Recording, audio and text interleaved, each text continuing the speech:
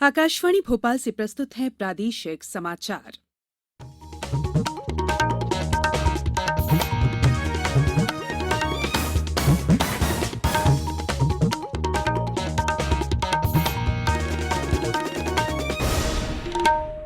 नमस्कार, समाचारों के साथ मैं संयुक्ता बैनर्जी। पहले मुख्य समाचार। राज्य सरकार स्व सहायता समूहों को हर महीने 150 करोड़ रुपए की सहायता देगी। उत्तराखंड के चमोली में ग्लेशियर खिसकने से आई बाढ़ से ऋषिगंगा पनबिजली परियोजना को भारी नुकसान। राहत एवं बचाव कार्य तेजी से जारी। बजट भारत को आर्थिक शक्ति बनाने के लिए मजबूत आधार देगा, केंद्रीय सूचना प्रसारण मंत्री प्रकाश जावड़ेकर ने कहा। और धार जिले के मांडू में महोत्सव का आयोजन 13 फरवरी से होगा। अब समाचार विस्तार से। मुख्यमंत्री शिवराज सिंह चौहान ने कहा है कि प्रदेश में स्व सहायता समूहों को सशक्त बनाने की दिशा में निरंतर प्रयास किए जा रहे हैं। स्व सहायता समूहों को हर माह 150 करोड़ रुपए देने की व्यवस्था सरकार ने की है। आगे भी समूहों को सहायता मिलती रहेगी। श्री चौहान ने ग्वालियर के मोती महल परिसर में आत्मनिर्भर मध्य प्रदेश पर केंद्रित प्रदर्शनी के अवलोकन के दौरान ये बात स्व सहायता समूहों से जुड़ी महिलाओं से कही। राज्य ग्रामीण आजीविका मिशन द्वारा लोकल फॉर वोकल के तहत ग्रामीणों को आत्मनिर्भर बनाने के लिए किए गए प्रयास और ग्वालियर जिले के लिए एक जिला एक उत्पाद के तहत चिन्हित सैंडस्टोन टाइल्स, स्मार्ट सिटी के तहत किए गए महत्वपूर्ण कार्य, ग्वालियर शहर को स्वच्छता में अव्वल बनाने के लिए किए जा रहे प्रयास और अमृत योजना के तहत हो रहे सीवर और पेयजल के कामों को प्रदर्शित किया गया था। इस अवसर पर मुख्यमंत्री श्री चौहान, केंद्रीय मंत्री नरेंद्र सिंह तोमर और राज्यसभा सांसद ज्योतिरादित्य सिंधिया सहित राज्य मंत्रिपरिषद के कई मंत्री उपस्थित थे।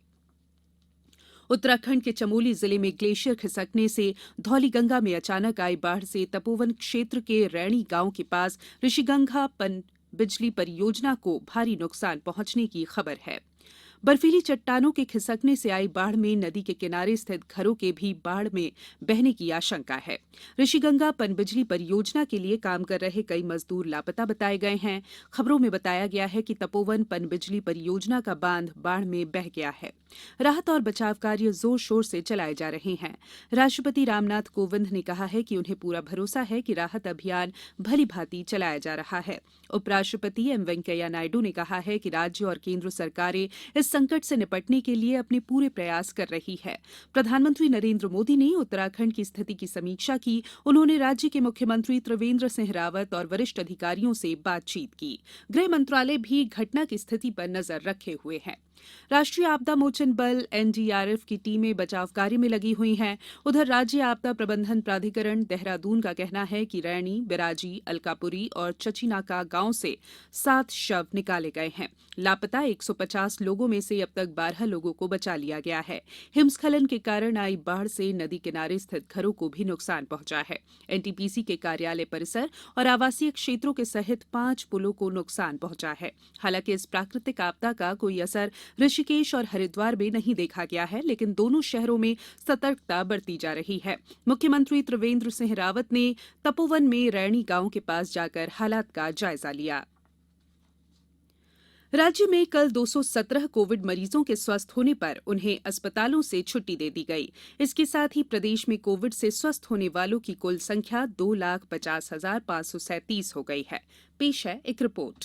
मध्य प्रदेश में कुल 184 नए कोविड मामले सामने आए हैं। रविवार को कोविड से किसी भी मृत्यु की सूचना नहीं है। प्रदेश के कुल 52 में से 22 जिलों में कोई नया संक्रमण का मामला दर्ज नहीं किया गया है। प्रदेश में मरने वालों की कुल संख्या 3,820 है। कल भोपाल और इंदौर में 49 कोविड मामले दर्ज किए गए। भोपाल में अब सक्रिय मामले 625 जबकि इंदौर में 317 हैं।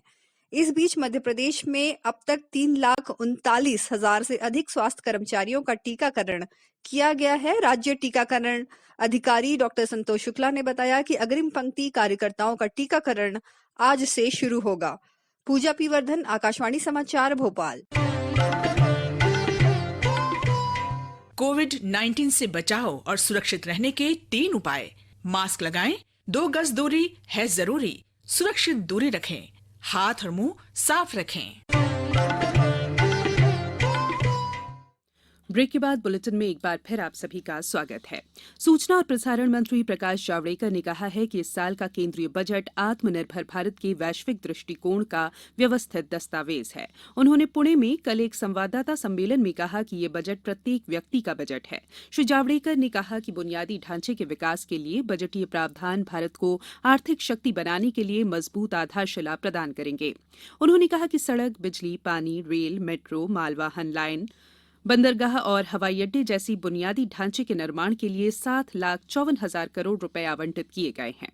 संवाददाताओं के सवालों का जवाब देते हुए श्री जावड़ेकर ने कहा कि मोदी सरकार गरीबों के कल्याण के लिए समर्पित है। उन्होंने गरीबों के लिए विभिन्न कल्याणकारी योजनाओं और प्रावधानों का विस्तृत रूप से उल्लेख किया। केंद्रीय मंत्री ने जोर देकर कहा कि सरकार किसानों के कल्याण के लिए प्रतिबद्ध है।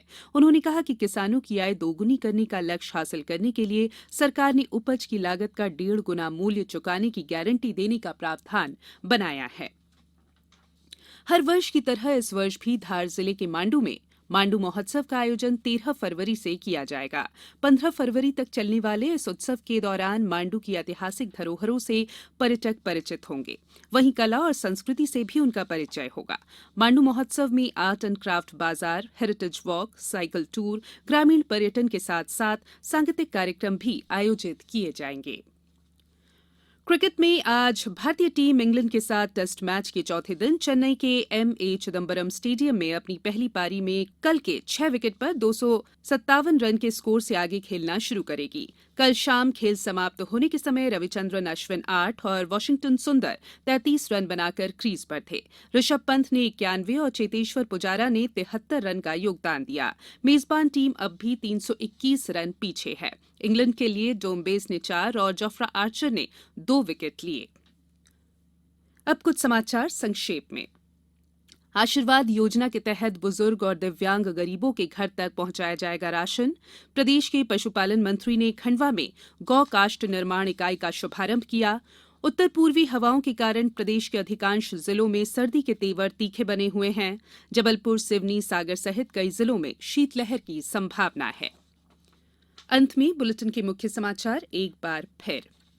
राज्य सरकार स्व सहायता समूहों को हर महीने 150 करोड़ रुपए की सहायता देगी। उत्तराखंड के चमोली में ग्लेशियर खिसकने से आई बाढ़ से ऋषिगंगा पनबिजली परियोजना को भारी नुकसान, राहत एवं बचाव कार्य तेजी से जारी। बजट भारत को आर्थिक शक्ति बनाने के लिए मजबूत आधार देगा, केंद्रीय सूचना प्रसारण मंत्री प्रकाश जावड़ेकर ने कहा। और धार जिले के मांडू में महोत्सव का आयोजन 13 फरवरी से होगा। इस बुलेटिन में फिलहाल इतना ही। बुलेटिन के अंत में एक अपील, हमेशा ध्यान रखें, मास्क और 2 गज की दूरी, हाथ धोना भी है जरूरी। नमस्कार।